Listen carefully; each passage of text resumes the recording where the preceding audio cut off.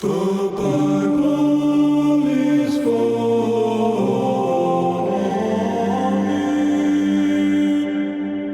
me. For those that are faithful listeners, I just opened Google Maps when I meant to open Google Drive. People think I make stuff up for the podcast, and I don't. No, he's a real true life idiot. Just kidding, you're not an idiot. You're an idiot. Welcome to the Bible's Funny Podcast, everyone. My name is Anthony Russo, and that's Timothy Andrew Wyckoff. Wow. Social middle security name number, too, right? Jeez. Mom's maiden name, first pet, high school mascot to follow. Wow. We're going to have this is a fun game. We're going to give little clues to all of Tim's security questions today throughout the podcast. If you decode this podcast, you can completely steal Tim's identity. Have it. Because you got to be good at clues. You can have as much of my identity as you want. I don't think you want it. How annoying is it to two-factor authentication to pay bills? By the way, I don't want to do this anyway. What are we doing?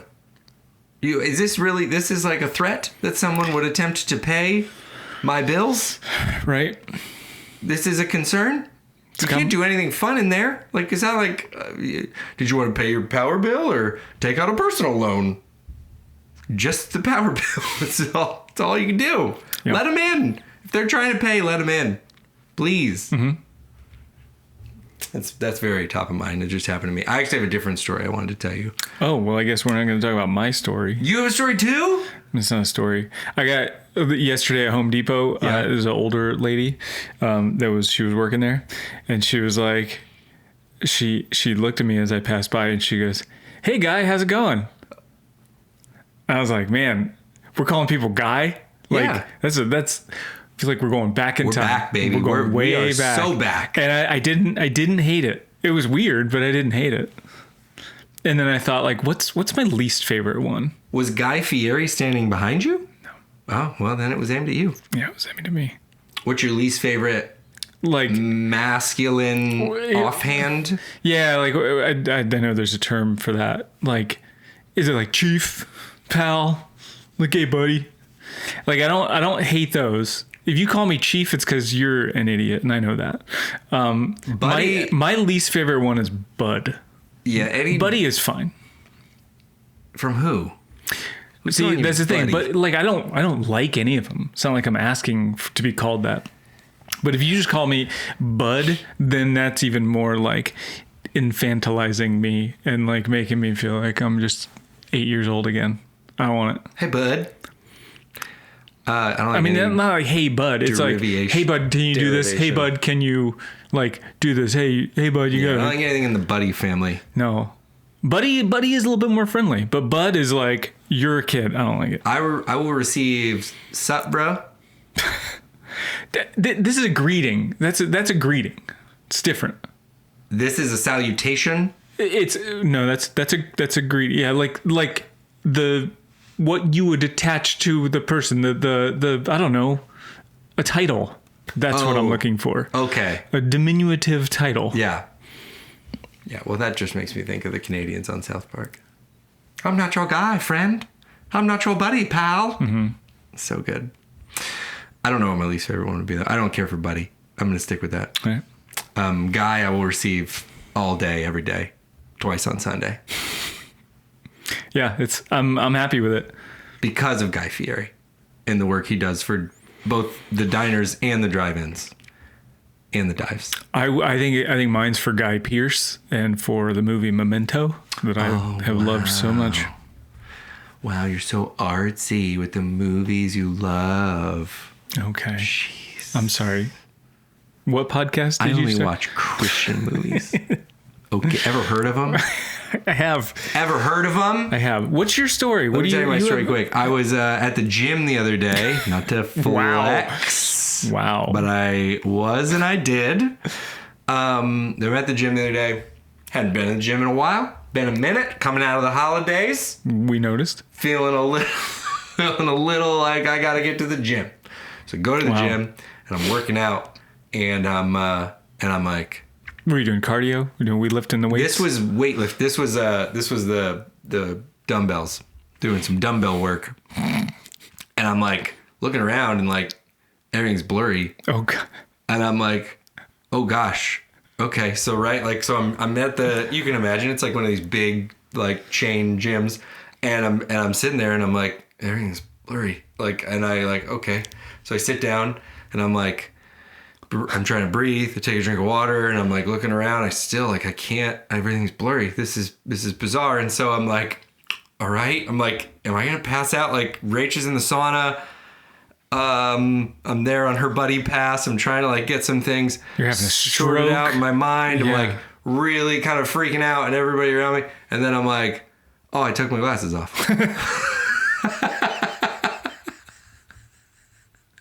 I took my glasses off to work out. That's like everything's blurry. It's 100% true story. I was like, I'm walking around like, I'm like, oh, I'm nearsighted. That's my issue. And it's not new. How does that happen to me in the But you're gym? so unfamiliar with working out that your body was like, this must be it. I mean, it was obviously in my head because I'm like, I haven't done this in a while. And I was, just getting to the age where you're like, when you got to go back, you got to start to go slow because you just can't like go back to where you left off. Right. And I really freaked out. Yeah, you should have maybe started with the silver sneakers classes. I'm trying. I cannot wait for the silver sneakers classes. You can't keep up with them. You're probably right. Okay, well, it's a new day here at the Bible is Funny podcast and a new year. It's a new day everywhere, as it turns out. 2026 is happening right now. Yeah. 2025 here on the podcast, we did. It's gone. It's gone. But we did all of Exodus. 26, we begin the next book of the Bible, which is Leviticus. Yeah. I'm using that as like I'm gonna Leviticus. Yeah. That's very funny. I'm gonna cuss more. This is our Leviticus podcast. Cuss more in 2026. No. Oh, we got to come up with a catchy phrase for it. I thought of one and it's not appropriate. Anywho, this is Leviticus episode 1. And in today's episode, we are going to cover 7 chapters of Leviticus. If you heard the last podcast, we talked a little about our strategy going into this year. They didn't hear the last podcast. It was in between. Nobody's paying attention. Yeah, you don't remember it. Certainly if you did listen to it because you were in a pajamas cereal induced coma because it was before the end of the year and after Christmas. Here's what we're going to be doing. We're going to cover Leviticus. We're going to just change just the littlest shift, but I just wanted to bring it to your attention. We are not going to be reading verbatim every single word and only covering 2 chapters at a time. Again, if you missed it, we did the math. The pace we were on, it would have taken us 18 years to get through the whole Bible, which is the age at which someone can vote. You can buy scratchers by the end of that podcast, and that's too long. I mean, no, we can't be doing that. And for the sake of some chapters, as we got towards the end of Exodus, we found out, geez, these are really getting monotonous, and it's the same info over and over and over and over and over, and recapping info that we already covered. And Leviticus kind of starts out a lot like that, but there's some good nuggets in there. So we're not skipping through like we're not reading it. We're going to go ahead and read it. We're just not going to read it out loud to you. You can do that on your own. And I encourage you to read it. Go in there and check it out. I think you should know, especially if you are a person of faith who takes this book seriously, go in and read it. Read it for yourself. Know what's in there. For entertainment purposes, I can tell you what we're about to discuss are like definitely the highlights from, you know what I'm saying? Like you haven't read War and Peace when you've read the Cliff Notes, but you've got the gist of War and Peace and probably the points that are like when people talk about War and Peace, this is the stuff they talk about. So that's kind of where we leave you. I don't want to belittle it. I think I think reading it is great, and if that's the goal, again, this shift is being made because we would like to get through the whole Bible while we're still so lively, and before the silver sneakers welcomes us at the pearly gates of the YMCA. If you're concerned about not learning something, well, that's because fair. We skipped over. That's fair. That's great because you weren't going to learn anything anyway. If you've ever come to this podcast thinking you're going to learn something, that's correct. Yeah, You're wrong. So it was a little bit of an extra lead in, but I thought we needed it to start the year. That's a great transition to say, if you're new to the podcast this year, you're reading through the Bible. That's great. Again, I'm Anthony and that's Tim. We've introduced ourselves. We don't know anything about the Bible more than you do, probably. I would say if I was to bet, you probably know more than we do. But we're going to read it together and talk about stuff that we find interesting and funny. So that's what we're going to do here. Leviticus chapters 1 through 7. This is like extreme cheat day Devos. Yes. But we're going to still call it just regular cheat day Devos. Yeah. Because we live extreme. And get blurry vision when we go to the gym. Hey, young man. Can you help me to the bench? It happened just like that. I started talking like that. Leviticus chapter 1. Okay, so quick summary. Can I do that? Yes, please. Over like kind of all the chapters we're going to cover now. 1 through 7. So 1 through 7, Leviticus really starts with like different types of sacrifices and offerings that one should make, including the atonement or compensation or votive offering, or peace offering, free will offerings. Like these chapters cover what you do when you were going to submit an offering and what the priest is supposed to do with that offering. And we're talking about like whole animal offerings and grain offerings and peace offerings and then like how to slaughter the animal, what kind of animal to use, what to do with the bones of the animal. And so we don't need to go into all of that. We're definitely going to highlight some stuff. So anyway. So Leviticus chapter 1 is where we're going to kick off. And I really only had one thing of note for me in there. I'll give you room if you had. I feel like we need to read a little bit so they can get the feel of like what this all sounds and feels like. That's what I was going to do. Yeah. So here's what jumped out to me at Leviticus, and that it sounds a bit like this. I'll jump around. I'm starting in verse 3. If the offering is a burnt offering from the herd, you are to offer a male without defect. You must present it at the entrance of the tent of meeting so that it will be acceptable to the Lord. You're to lay your hand on the head of the burnt offering, and it will be accepted on your behalf to make atonement for you. You are to slaughter the young bull before the Lord, and then Aaron's sons, the priest, shall bring the blood and splash it against the sides of the altar at the entrance to the tent of meeting. You are to skin the burnt offering and cut it into pieces. The sons of Aaron, the priest, are to put fire on the altar and arrange wood on the fire, and then Aaron's sons, the priests, shall arrange the pieces, including the head and the fat, on the wood that is burning on the altar. And this kind of goes on. Then there's a little bit of a variation that starts in verse 10, where if the burnt offering is from the flock. So like a bird.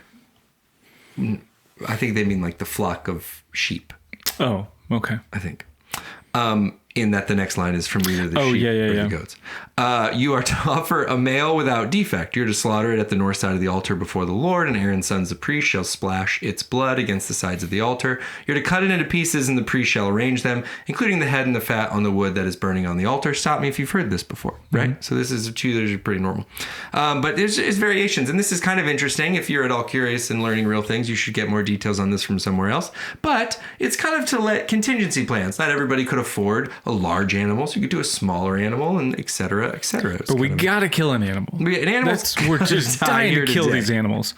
But here's where I think things took a turn, and this starts in verse 14. If the offering to the Lord is a burnt offering of birds, you're to offer a dove or a young pigeon. So this would be, again, the herd, big animal, and then we went to the sheep or the goat, and now we have a bird. And I just get the sense, and correct me if I'm wrong, or chime in here if you feel very differently, that there was a little bit of animosity towards the birds, because again, there was a familiarity to, you're going to slaughter this animal and splash some blood and then cook the meat. You're going to slaughter this animal and then splash some blood and cook the meat. And then we go to the bird here in verse 15. The priest shall bring it to the altar, wring off the head, and burn it on the altar. Its blood shall be drained out on the side of the altar. He's to remove the crop and the feathers and throw them down east of the altar where the ashes are. He shall tear it open by the wings.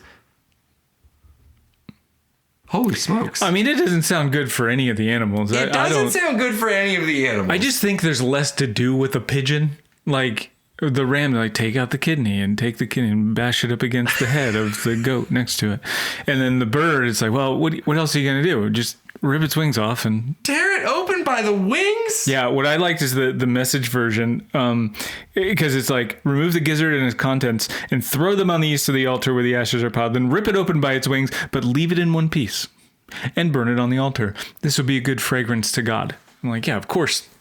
Cooked bird is going to sound good. It's going to smell good. This is, if I'm a priest receiving I'm supposed to wring off the head and rip it open by the wings and leave it in one piece? That's the hard part. What? If you got, it's like opening a bag of chips. Like, how do you open the bag of chips? Like when it's real tough and then like pop. I feel like. Is that too detailed? All of a sudden, it's very gross when you think in reality, but it just feels like, man, it turns into WrestleMania. It's all very like transactional up until this point, and now it's like you're the power team out there all of a sudden tearing phone books apart. Like, why did we make this shift? Right. I do like that in here, if it's, because they say like if it's a standard offering, use a bird or an animal. If it's an animal, always make sure it's a male. If it's a bird, how you can tell the difference? Just kill it. Yeah. It doesn't matter. Science still doesn't know how to tell. Just wring its neck. If a bird. No. It's a male or female, I don't know. It's got a cloaca. You just made that word up. I didn't make it up. My friend Kevin taught it to me. Leviticus chapter 2. Unless you have anything else from 1 we need to discuss. No. Just gizzards and burning stuff. Leviticus chapter 2 starts like this. They are to pour olive oil on it. Chapter 2 is grain offerings. These are grain offerings. And we're talking about essentially God's dietary restrictions. They are to pour olive oil on it, put incense on it, and take it to Aaron's sons, the priests. The priest shall take a handful of the flour and oil together with all the incense and burn this as a memorial portion on the altar, a food offering, an aroma pleasing to the Lord. And I think this is a tradition that carries on today for me every time I'm making pancakes. And I do the first one and I burn it and then I pour it out. And get rid of that garbage. I pour it out for the homie, the big homie. And then I move on to the next. I didn't really have much else from 2 until I got to 13. Yeah, I was going to say 13. The season all your grain offerings with salt. Don't leave the salt of the covenant of your God out of your grain offerings, and add salt to all your offerings. Like, obviously you need some salt, like good coarse sea salt. Yeah. None of that pink Himalayan finely ground stuff. That's too salty. I hope a God was that specific. And to me, this is clear that someone forgot salt. Because again, we're going to get to that the priests are eating this stuff. And in different variations. And this just feels like Moses and God, or however this is being is like, can you just make sure? Because I'm telling you, I had one of these and it didn't have salt. And I got to eat it. Can you put that in the instructions, God, please? Just a couple of times. You don't think maybe there's like a little addendum that Moses kind of wrote that in there afterward, and also add some salt. And if you have paprika, do not leave the salt out. Add salt to your offerings. Just in 1 bay leaf, please. This is like if you're reading one of those blogs with recipes and it's like, so you're going to want to put the salt in. For the next step, you're going to not forget to put the salt in. And for the third step, you're going to make sure that you put the salt in when I told you to the first time. Go back and check the counter. If you had salt there, still put it in. And then they tell you a story about how their grandfather inspired this recipe before they get to the mixing bowl instructions. Because how can you make the dish if you don't know? Right. The context. That's what I have for Leviticus 2. Anything else for you? Yeah. Chapter 3 is we go into peace offerings. Peace offerings. Verse 3 jumped out at me. From the fellowship offering, you are to bring a food offering to the Lord. The internal organs and all the fat that is connected to them, both kidneys with the fat on them near the loins, and the long lobe of the liver. Nope. I was just going to say one more time. Tongue twister that was. The long lobe of the liver, which you will remove with the kidneys. The Human Torch was denied a bank loan. And I just think it's underappreciated when you're picturing, the priests from days of yore, how much animal dissection went into this. Because this is not just enough to kill this animal and splatter some blood on the altar. You're going to have to go in there and pull out the giblets. And you got to identify the part. You got to know what they all are. Right. It's tough. You're going to have to... We've talked about this before, but it's still not lost on me. Just... how did you get any of these clothes clean after this whole experience? No, I don't think. I think it's like a badge of honor. Did you You just don't even fight it. Is what you're saying? Yeah. Okay. No, don't even wash it. Yeah, sure. Did you ever like in high school? Did you dissect animal? I did. What was the biggest? Do you remember the biggest? I got as big as a frog. Really? Yeah. Got a pregnant frog too. It was real traumatic. Snap. Yeah, 100%. I was like, I'm over there. Pregnant with like eggs? Yeah. Oh, okay. There's like a sack in it, so they're like telling you what you're looking for, and I'm going in like, all right, you're doing all my thing. I think if I remember right, my partner was like a little queasy about it all, so I had to do a lot of work. And I'm going in there and I'm figuring it out or whatever, and I'm doing all this, and I'm like, I don't want to be. And I was a big I didn't raise my hand during class a lot. I didn't like that energy. But I was like, I got something in here that I don't think is supposed to be in here. Did that? And then I think a little bit, I'm like, is this like the cereal box? Did I get like some sort of prize that those kids didn't get? Am I chosen? You got caviar. And I'm in there and they're like, oh yeah, those are baby frogs. I was like, oh God. Technically, they're not baby frogs yet. Why? It was legit. I was like, oh, talk about like the reality of life just crashing in on you. This is pretty sick what you guys did here. I don't know how we got to here, but it's messed up. Yeah. And then I took it out and found the little frog lungs. I think the biggest we got was like a mink or something. Oh, a mammal? Yeah, we got some mammals. I couldn't do a mammal. It was awesome. Really? Yeah, but my whole point with that is like when they're small, it's hard to tell like a lung from a kidney. Yeah. Also, if you didn't have proper training beforehand, all of a sudden you're a priest and now you're dissecting animals. If you didn't have experience dissecting animals before, and God's like, hey, get the kidney or you're going to be stoned to death on the altar and we're going to sacrifice you as a consumption offering, and then everyone will eat you and you'll be, what? The stakes are high here. Stakes. Because of the cows. Yeah. Yes, it definitely makes you think priest school had like a variance, you know what I mean? It's like, well, here's the rule. If there's a discussion around, whose land is what, I want you to know kind of the nuance, and then the spirit of mercy and grace and forgiveness that we want to kind of cover over this. So, you feel good about that? Okay. There's a bull in that pen, and I need you to come out with its kidney. Okay. And marriage counseling is going to be in that tent to the right. You're going to want to talk people through kind of relationship. You'll be a good listener. No, that's the liver. And I asked for the kidney. So I need you to go back in there and make sure you come back with the right organ this time. You will be sacrificed. Stakes are high. Verse 17 in Leviticus 3, this is a lasting ordinance for the generations to come. Wherever you live, you must not eat any fat or any blood. Verse 17. The only note I had here really is that this is identical to the way my wife takes her steaks. Fillets only. Cooked medium. No blood, no fat. She's got good taste. The Message version says, all the fat belongs to God. This is verse 16 and 17.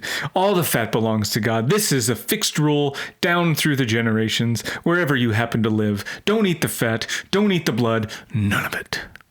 I just like how it's phrased. None of it. Don't eat the fat. Don't eat the blood. None of it. The fat... Was it a problem that people were like, oh, blood? That's the one, right? So good. Because you get to the fat and you're like, all right, you do a steak with a little bit on there and it can be marbled. Can be fun. Yeah. I get it. But like, Count Dracula living in here that you're like, Drac? It's just a shot of blood. It's not a full pint. Edward Cullen, cut it out. I'm doing a sampler. I want to see dove's blood and pigeon's blood and ram's blood. I want to see how they taste. I'm not drinking a whole pint. Fighting to eat. I'm just getting a flight. Ooh. Let's go to Leviticus 4. That blood belongs to God. God wants to eat it. It's God's blood. Well, hold on. Not God's blood. You know what I'm saying. Yeah. Leviticus 4. I'm going to start in verse 13. Yeah, this is the absolution offering. Absolutely, it is. Verse 13, if the whole Israelite community sins unintentionally and does what is forbidden in any of the Lord's commands, even though the community is unaware of the matter, when they realize their guilt and the sin they committed or the sin they committed becomes known, the assembly must bring a young bull as a sin offering and present it before the tent of meeting. And there's a run here of different reasons for a wrongdoing or a sin, as it's worded here, and the intentionality versus the unintentionality. So this is one of a run during this particular portion. I'm interested in the entire community, right, committing an unintentional sin. Yeah. I think so. I agree. I think it's funny. And they go back and they go through intentionality versus non-intentionality. Right. And it kind of goes back to some of the stuff in Exodus where they're talking about how to deal with your buddy whose cow got out of the pen and killed your other cow. Yeah. But if he did it intentionally, if he knew that it was a problem cow and he didn't kill it ahead of time, then he owes you this. If nobody knew, if he was none the wiser, first-time offender, then it's okay. We get it. And then all you have to do is this or that. But like specific rules for specific things. And that intentionality of the community, like one, what is the overall community sin that they all did? And then two, how do you judge the intentionality of it? And a couple of brainstorms I had, did you get your Sabbath days mixed up? Did everybody like show up for work? Misprint on the calendar. And you're like, oh shit, it's February? No. The leap day. It's one more day. Doggone it. And then they're like, listen, it's unintentional. We all agree, unintentional. Flag is thrown. Get the bowl. Not into a 5-yard penalty. It's not a 15. This is just going to require a bowl. I wondered, did you turn the Christmas music on too early? Is this a way a community can in like the vibe hit early, and it was like it's October 20th. Mm-hmm. You can't be doing this. And to be fair, I don't think the whole Israelite community is turning on the Christmas music too early. I think what happened was it was on at Target, and somebody was like, oh, that doesn't seem right, and then they were like, rocking around Christmas tree, and then everybody got into it, and then blow the whistle. Yeah. And you guys say like community foul, unintentional. So my take on this is that this is what should have been done. This is like sort of the precursor to like a cancel culture sort of thing. We all realized a collective sin that we didn't catch early on. Like, we unintentionally let Bill Cosby keep making stuff. Okay. Now we need to sacrifice a goat. You're going to accidentally have a good idea here. I know. Right. Because there's people that were like seeing this guy live. Yeah, we didn't know. And you all should be able to there should be this policy in place where you're like, I didn't know. I didn't know. We didn't know. Some people knew and they didn't say anything, and some other people, but for the most of us, that's what I mean. We didn't know. And there's a degree to which, like, hey, it's a 5-yard penalty, okay? Because you could have known. You could have done the work. That there's a million reasons all of us are not. There's a million things all of us are not doing the work on right now. And we got to own that to a 5-yard penalty degree. Yeah.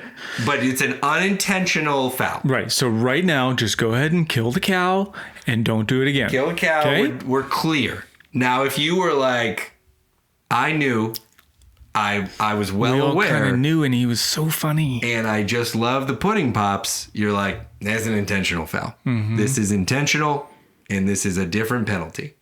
Yeah. I think this is needed. I think we need an unintentional foul that we can do. Yeah. Yeah. Okay. So we have, verse 17. It was back to a point we made earlier. This is chapter 4, verse 17. He shall dip his finger into the blood and sprinkle it before the Lord 7 times in front of the curtain. You got to dip your finger in the blood. This is just, again, to be a priest, you cannot have a weak stomach because you're pulling out internal organs from large animals. You're finger painting in the fresh blood of bovines. This is a tough gig to then also have to be like, sorry, Mark and Bethany. So you were saying it's a trust issue. Is where I think we left off. And I'd love to pick that up. You got a little still on your ear. Oh, sorry. My blood. Yeah. And it smells horrendous in that scene. Right. Also, an overall observation up till chapter 4. Really stunk to be an animal without defect. Bad time. Bad time to be an animal without defect. Yeah, I think... Yeah, like you want to be good, but not too good. You don't want to be bad so that they... Right. Because if you're bad, they're just going to eat you right off the bat. You want to be like appealing. Yeah. You want to have like maybe a little bit of a gimp so they feel sorry for you, but not so much that it holds you back from the rest of the herd. Animals are so stinking smart. Do you think they ever worked out like a passed down trait of like, hey man, like, I don't know, weird or something. Like, you can't be you cannot be normal. Uh-huh. It's gonna end bad. Don't get me wrong, because this guy's unintentionally doing a lot of bad stuff. And so I think I'm willing to bet some animals like learned and they were like, yeah, but again, like not too bad. It's like that saying goes, like if you're with a group of people and you get chased by a bear, you don't have to be the fastest one. Right. You just can't be the slowest. In fact, it's dangerous to be the fastest one because there might be another bear. Right? There's a real sense in being the middle. Right. And in this sense, there's another bear and it is you getting sacrificed. Right. The other end is you are so ugly you got just killed or eaten. They might just eat just for grins. Mm-hmm. You want to be right in the middle. That's a lesson I feel like that's come up with mediocrity, folks. Aim for mediocrity. All right, Leviticus 5. We got to remember how many chapters we're doing now. So Leviticus chapter 5 continues on with this sacrifice with the absolution offering, and then it gets in eventually. It gets into the compensation offering. Mm-hmm. We'll get to that in a second. Couple things that jumped out to me in Leviticus 5, chapter 1. And I thought this was interesting. I reread it a couple times and it kept hitting me the same way. If anyone sins because they do not speak up when they hear a public charge to testify regarding something they have seen or learned about, they will be held responsible. So there's a degree here. And I hate to tell you that this is in the Bible because it's going to stick with me for a little while. We just talked about this not that long ago when you're talking with somebody and they're wrong about something. And the way I keep reading this is like, if they're wrong about it in a shared space and you don't tell them they're wrong about it, you got to give up a pigeon or two. Is that the way you read? Am I crazy for reading it that way? For sure. Like, the only argument is, but snitches get stitches, which wasn't a real argument back then. But yeah, I love it. You got to speak up. You got to say, hey, it's actually not correct. Not that that's relevant nowadays or anything. No. If you see a leader doing something wrong, by all means, keep your mouth shut. Right. Because you don't want to get in trouble. And also you might get a promotion. So just zip it. I think also practically just with the way that your extended family is sharing AI stuff right now. And they're like, did you see... this cat learned how to jet ski. Yeah. And you're like, yeah, but Linda, it's not a real cat. Yeah. I might make a little caveat here and say, but not on Facebook. Don't. What is it? What did they say? They hear a public charge to testify regarding something. Yeah. So if somebody commits a crime or does something bad and you know something about it, you don't say anything. You got to say something. Verse 2, if anyone becomes aware that they are guilty if they unwittingly touch anything ceremonially unclean, whether the carcass of an unclean animal, wild or domestic, or of any unclean creature that moves along the ground, and they are unaware that they have become unclean, but then they come to realize their guilt. Or if they touch human uncleanness, anything that would make them unclean, even though they are unaware of it, but then they learn of it and realize their guilt. Or if anyone thoughtlessly takes an oath to do anything, whether good or evil, in any matter one might carelessly swear about, even though they are unaware of it, but then they learn of it and realize their guilt. When anyone becomes aware that they are guilty in any of these matters, they must confess in what way they have sinned. As a penalty for the sin they committed, they must bring to the Lord a female lamb or a goat from the flock. Mm-hmm. A lot to unpack there. I mean, the concept of unwittingly touching anything ceremonially unclean. Example being carcass of an unclean animal, wild or domestic, or any unclean creature that moves along the ground. It sounds absurd at first, but hear me out. You're doing laundry. It's laundry day at the house. You're picking up the house. You're cleaning things off the floor. You grab an old dirty towel. Turns out it's a dead raccoon. How could you have known? If it's happened once. It's happened to all of us. We all know. Like, so then you have to go, I unwittingly committed a sin and touched a dirty animal. Now I got to kill another animal. Here's something that hit me in this. I honestly kind of was like, there's had to be happening to some degree. And the question that came up was, how bad did the world smell? Like, how bad? I've been around a couple dead animals. There was no gray. There was like, what is near me? This reeks over here. And I just got to think the world was a smelly, smelly place for you to be like, oh, let me grab my baseball I lost. Doggone it, it's a dead rat. Oh, well, sorry, goat.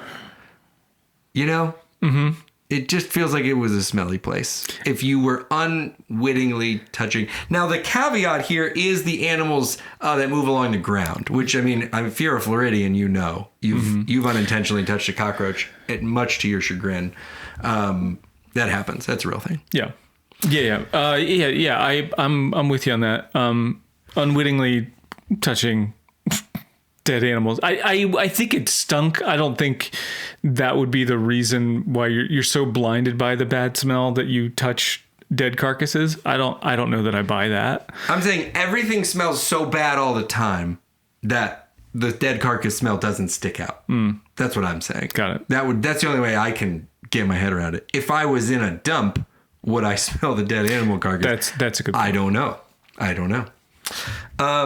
Okay, much more interestingly, to me, if anyone thoughtlessly takes an oath to do anything, whether good or evil, fascinating that there's no distinction. Yeah. You could have taken an oath to do something evil, and that will cost you the same as accidentally taking an oath to do something good. That's wild to think about. Like if you were like, hey, we're going to rob that jewelry store. And you were like, yeah, I'm free next Tuesday. And somebody was like, hey, man, could you give me a ride to the airport? Yeah, I'm free next Tuesday. And same. They show up to the same government office to go like, hey, we both goofed. I committed to robbing a bank. I wasn't really paying attention. And the guy was going to give my buddy a ride to the airport. Hey, people make mistakes. Both 5-yard penalties. Give me your goats. Give me the goat. Bring your goat to me. Wring its neck. Yeah, that's wild to me. Just don't commit to stuff, I think, is the takeaway. Yeah, I think like the modern example of this is like when you get those guys, the bros that are like, if my football team doesn't win tonight against this bad football team, I'm gonna eat dog poop. And then they lose, and it's like, don't do that. This is a social media thing too. People will do and say, "I'll do the top comment if the Eagles don't win." I think is the one I see a lot. Would be an Eagles fan. No offense. I would in chapter 5. I would then go to verse 11. There's some stuff about pigeons in there. You can go back. It's a lot like the other pigeon content. Verse 11, if however they cannot afford 2 doves or 2 young pigeons. So again, let me give you the background here. It's a scaled thing. So it's like, here's what it looks like if you can afford a goat or a sheep or you have like a herd. And then all the way down here, to even if you can't afford the birds, you cannot afford 2 doves or 2 young pigeons. They're to bring as an offering for their sin 1/10 of an ephah of the finest flour for a sin offering. And verse 11 just made me think, gosh, how pumped you must be if you're a priest and you're just like, oh my gosh, it's everything I'm going to be dealing with in that Ziploc bag. Oh, and I'm going to cook it and it's going to smell like bread. Come on. Right. Essentially that becomes a currency, I think, at this point. Like we're talking about grain and things that you would trade. Right. And so it might as well be money. And in that case, it's so much cleaner to just go, hey, I screwed up. Here's $20, which I think is like, I think the mega churches that are around have a lot of sins taken care of this way. You know, you get a donor, it's like, hey, here's $3 million. Like, oh, well, I guess, yeah, all your sins are covered. Turns out. Done. You're good. I don't like it in a yucky way, like you're saying. I could be talked into it in a personal way. You know what I mean? Oh, yeah. When you're miffed, I'm talking about an offense that is like not traumatic and generational. But I'm like, man, you said you were going to do this thing and now you're backing out for flimsy reasons. And they're like, I know, I'm going to Venmo you 10. I'd be like, I think we're done here. Right? I think this is done. Mm-hmm. I think I'll never bring this up again. Right. Because back then you might have said, I'll take some grain. And I'd be like, okay. All right. Well, grain it is. Here we go. I think that's fine. Mm-hmm. All right. That's the end of chapter 5. Chapter 6. The fire. We're talking about the fire. Burning some of these grains. And they were like, they would burn these grains. This part was like a little interesting if you are like to be nerdy about some stuff, because they'd like burn these grains and they'd burn the stuff overnight, and then there was a process by which they would like remove it. I don't think I went into that next. So they would like actually have to put on a priestly like robe, a specific one, to go in and like get the ashes of what was burned off of the altar, and then they would change. And then take care of the ashes that they had just put on the ground. It was just kind of interesting. Yeah, like a cooking apron versus your meal prep apron. Right. Yeah. But in verse 13, this jumped out at me. The fire must be kept burning on the altar continuously. It must not go out. Mm-hmm. And it just brought to mind, to me, as I hope it does for you, just that whenever you're at a fire pit and there's always the one person who's committed to keeping the fire going, and everybody's talking and doing all these things, but there's one person who's like got the poker and is like, I don't know. It's just, somebody's like, I'm going to go grab another. No, not yet. Don't grab a log yet. It's got to burn this more. It's not ready for another log. And they're very things. And then you might say like, wow, that person's like annoying and like kind of a little too hyper focused. But I would ask you to consider they might be a descendant of Aaron, and they might be carrying on this family call to keep the fire burning. Yeah. Well, as long as they are the ones to stay awake to like let it all burn out. Oh, they always are. Well, not all the time.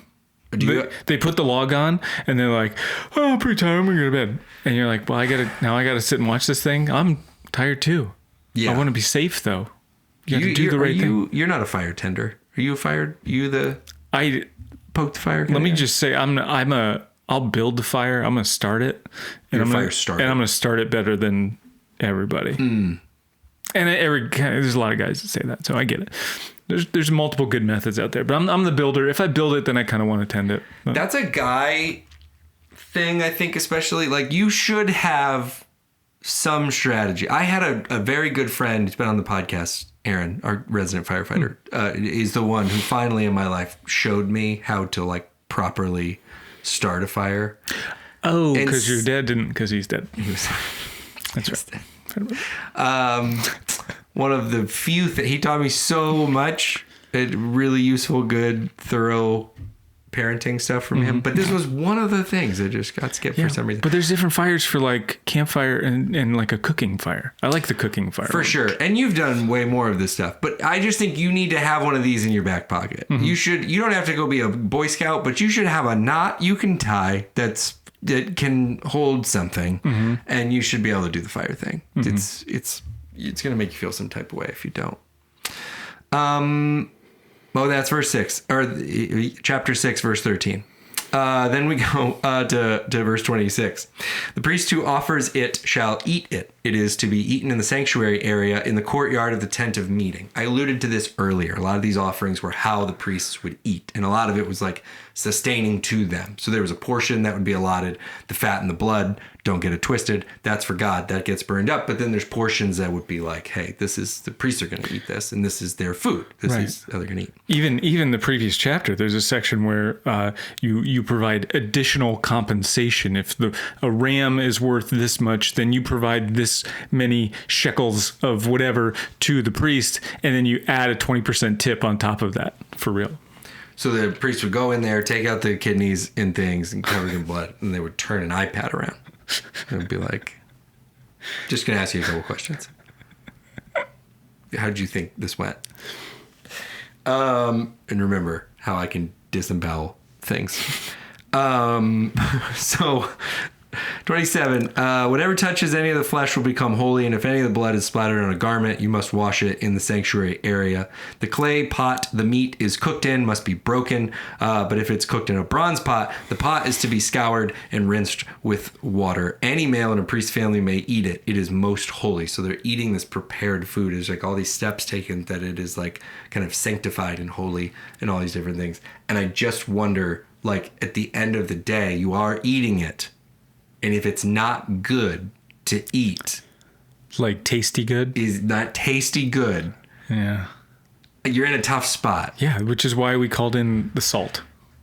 The salt. I mean, you can tell based on the salt that this had been an issue prior, but I just feel like if you are like you were offered the holy pigeon wing. And you got to eat that, and then you have to go, and you have to eat it. That's why I included this other part. You have to eat it in the courtyard of the tent of meeting. It's not like it's kind of a public thing. Like you're out and you got to eat it where you're here, and then it's like you can't really say anything. Mm-hmm. If it's not good, you can't really complain. I don't think. No, I don't think you're allowed to complain. I think you can complain for something like that. You got to just eat that pigeon wing, and no one is going to like even be able to make adjustments. That's why they ended up getting Italians involved in the world more.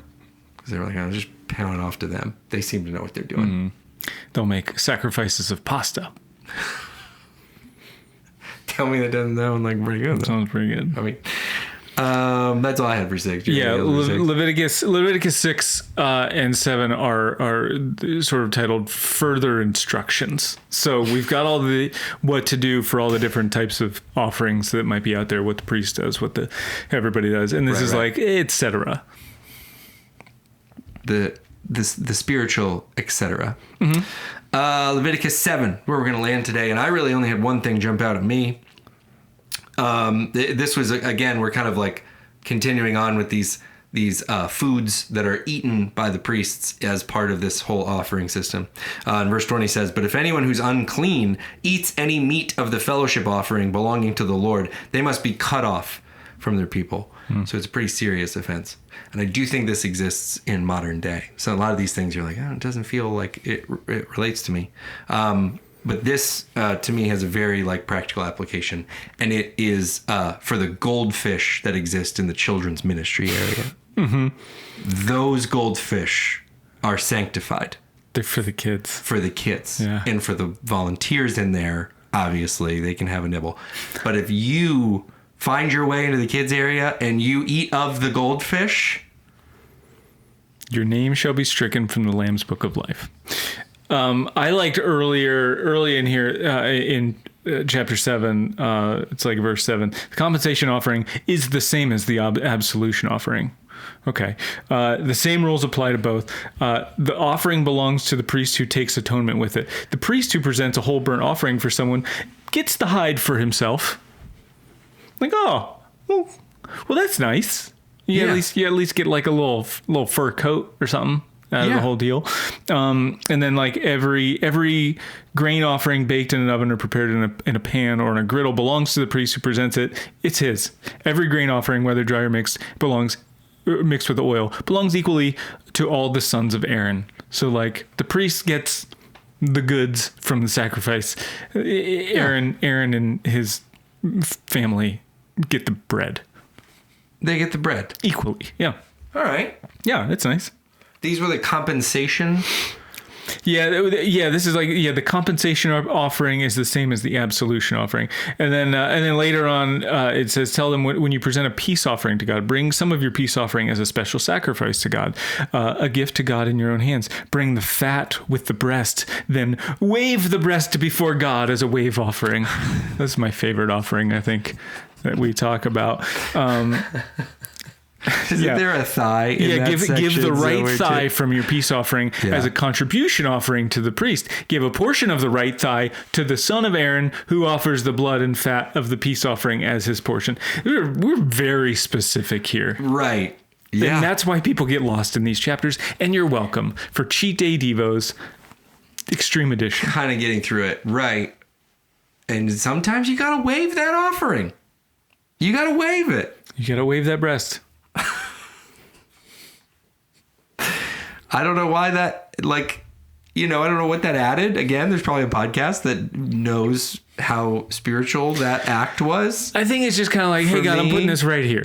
And then you set it down and it's you've got God's attention. I think this is all great. And because God came up with it, why not? But part of me wonders, and maybe it's just my nature. It's like, God expects to get all this stuff. I want to bring a little something he doesn't expect. I'm going to bring a little surprise. Because it's like when someone's like, here's what I want for my birthday. And you're just like, all right, I'll just go on an Amazon, I guess, and just get you the thing you said you want. But then you're always like, I'm going to get you something you don't want. Are you going to do that in addition to the gifts that they request, or are you doing it instead of? Because you seem like an instead of person.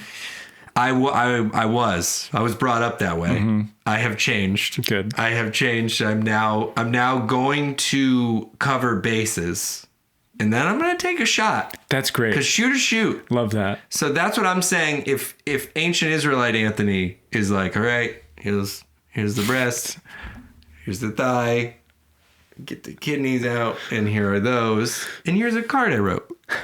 Where do I put this? Is there a table? The guy's like, just in the fire. Okay. Do I wave it to God first? So God can see the card? I don't think we want to put it right in the fire. I think it should be red. Aloud, probably. I brought some strawberries too. Some strawberries. And I made a friendship bracelet for somebody. Whoever wants it. No, you can't do instead of. You can't do instead of when the request comes in. You got to do in addition to if you're taking a shot. That is Leviticus 1 through 7. Whew. 7, a perfect number for a perfect podcast. We're into it. How many chapters is Leviticus? Did we look that up? I can. Okay. And I definitely have. And while I'm talking, check it out. I'm not looking it up because I'm just recalling it from memory. He knows. Hey, I'm going to do the wrap up. Follow us at The Bible is Funny. 27. There's 27. 27 We're chapters. A quarter of the way done. Yeah. Quarter of the way done with Leviticus already. Follow at The Bible is Funny for all the stuff. That's where you can send Christian movie suggestions. Just drop a line, say hello.